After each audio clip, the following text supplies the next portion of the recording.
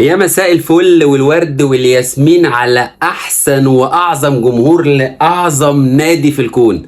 بص يا صاحبي، الاهلي ما بيضيعش وقت، طول عمر الاهلي ما بيضيعش وقت. صحيح ربنا كرمنا بال11 واحتفلنا وهيصنا وبهدلنا الدنيا، وجماهير الاهلي دلوقتي بتسأل ال12 يا اهلي، ال12 يا اهلي. وطبعا في وسط احتفالاتنا دي ما ننساش طبعا ان احنا الحمد لله حفلنا على المشجع الالماني اللي جاي من المانيا مخصوص، مشجع زملكاوي اللي جاي من المانيا مخصوص علشان يقف قصاد الفندق في النادي الاهلي يقول لك وداد وداد. ده لو بينده على والدته مش هينده لها بالحماس ده، معرفش والله. وسبحان الله الرد كان في المطار، ايه، جاله شد عضل ونام على الارض، دلوقتي قاعد يقول لي وداد وداد. ولما رحنا المطار بعد ما الاهلي خد الاميره السمراء لا مؤاخذه من كازابلانكا وراجعين بيها بقى على الجزيره، قاعد هو بقى في المطار دلوقتي وجاله شد عضلي. ها، لعيبه الاهلي ما سابوهوش طبعا، وكلنا شفنا وعرفنا تحفيل ومصطفى شوبير يعني. بص، الرواقه وسيد عبد الحفيظ اداله في سقف حلق بقه وفي جبهته لا مؤاخذه. مش هننسى بقى كل احنا الكلام ده، ما يقدرش ننسى يا جماعه. الاهلي بقى في عز المعمعه دي، الاهلي يا باشا ما بيضيعش وقت، طول عمر الاهلي ما بيضيعش وقت. والبطوله بعون الله بتجيب الثانيه والثالثه والرابعه. بطوله افريقيا دي حضرتك عامله زي الارنب بتولد لا مؤاخذه، والدولارات بتاعتها ارانب بتولد برضه لا مؤاخذه. يعني بعون الله كده الاهلي الحمد لله جاله من بطوله افريقيا 4 مليون دولار، 4 مليون دولار داخلين الخزنه يا رجاله. مش بس كده، ده في سوبر افريقي وفي كاس عالم للانديه. يعني انت بتتكلم في حوالي 9 مليون دولار داخلين خزنه النادي الاهلي بعون الله. عشان اقول لك بس يا باشا ان النادي الاهلي في مصر مصدر للدخل، ده مصدر كده للدخل مش للانفاق.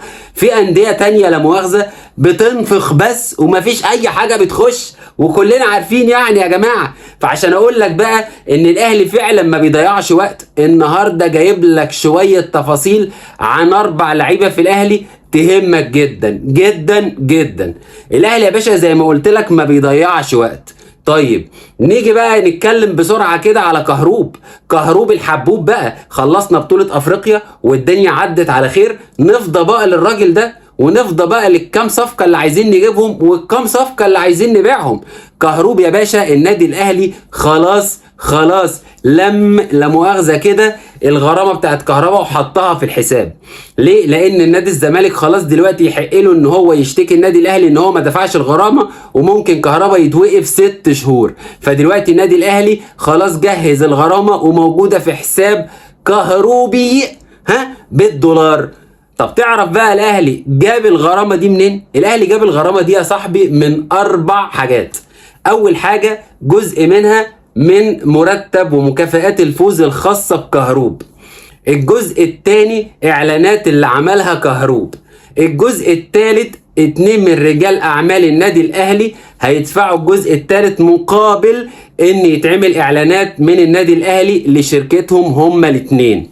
الجزء الرابع وده اخر جزء هو تقريبا شبه سلفة كده من عقد كهربا اللي مكمل مع النادي الاهلي. يبقى دي قلت لك بسرعة كده على ال4 مصادر بتوع غرامة كهربا، والفلوس يا صاحبي موجودة في الحساب وعمالة بتعد الفوائد. وبص بنسبة كبيرة جدا الاسبوع ده هتسمع ان النادي الاهلي خلاص دفع وحول غرامة كهروب. نروح بقى بسرعة على لاعب تاني وهو مين؟ حمدي فتحي. ودي اللي انا بقوله لك النهارده دي تحركات النادي الاهلي بعد الحصول على ايه؟ على بطولة افريقيا. حمدي فتحي اللي انت ما تعرفوش ان النادي الاهلي خلاص توصل لاتفاق من امتى بقى؟ من تاني يوم ماتش الذهاب الافريقي. يعني ماتش الذهاب الافريقي كان هنا في القاهره يوم الاحد اللي قبل اللي فات. يوم الاثنين كانوا مسؤولين الوكر القطري موجودين هنا في مصر، والنادي الاهلي انهى كل التفاصيل بخصوص اعاره حمدي فتحي للوكر القطري مقابل ايه يا صاحبي؟ 2 مليون دولار. تمام، وبنيه الشراء ب3 مليون دولار. يبقى 2 مليون دولار في الموسم الواحد اعاره، تمام، و3 مليون دولار في حالة تفعيل بند الشراء. يبقى كده حمدي فتحي خلاص بنسبة كبيرة جدا، مش بنسبة كبيرة، هو خلاص على الوكر القطري، وان شاء الله هيلعب هناك موسم بحاله مع الوكر القطري، وان شاء الله نتمنى له كل التوفيق، وان شاء الله يحترف في اوروبا عن طريق الوكر القطري. عايز يرجع النادي الاهلي تاني بيته ويرجعوا في اي وقت. تمام. واحد يجي يقول لي هو النادي الاهلي طب استغنى عن حمدي فتحي ليه؟ ده احنا كده نص الملعب يبقى فيه مشكله. اقول لك لا يا صاحبي، خلي بالك ان احنا برضو كلنا ما كناش نعرف مروان، يبقى مروان عطيه اهو جه والدنيا ظبطت. عندك احمد القندوسي موجود، عندك في بقى لعيب تاني هقوله لك بس اخر الفيديو. كل اللعيبه دي موجوده، فخلي بالك ان الاداره في النادي الاهلي والجهاز الفني مش قاعدين لا مؤاخذه بيشيشوا، الناس دي فاهمه وعارفه بتعمل ايه. اي لاعب هيخرج من النادي الاهلي البديل بتاعه جاهز يا برنس، البديل بتاعه ايه؟ جاهز يا برنس. تالت لاعب بقى معانا النهارده يا صاحبي وهو اليو ديانج. الله، نص ملعب برضو، ايوه نص ملعب برضو. اليو ديانج جاله عرض رسمي من مونبلييه الفرنسي بكام يا صاحبي؟ ب3 مليون دولار. كل دي استثمارات الاهلي، كل دي دولارات بعون لا دخل الاهلي. اللعيبه دي كانت جايه بكام والاهلي دلوقتي بيبيعها بكام؟ 3 مليون دولار من مونبلييه الفرنسي. ولكن امير توفيق بيضغط على الوكيل بتاع مونبلييه بيقول له لا يا باشا زودنا شويه، وصلها ل5 مليون دولار ولا حاجه.